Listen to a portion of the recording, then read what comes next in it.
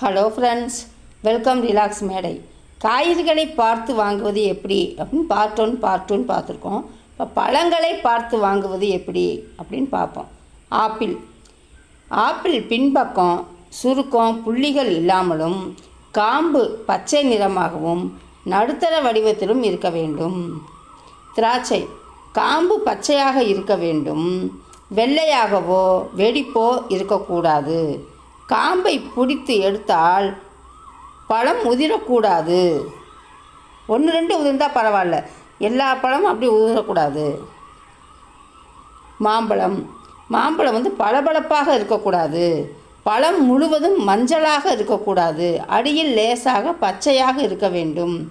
அங்கங்கே லேசாக கரும்புள்ளிகள் இருக்க வேண்டும். கனமாக இருக்க வேண்டும். முகர்ந்து பார்த்தால் வாசனை நன்றாக இருக்க வேண்டும்.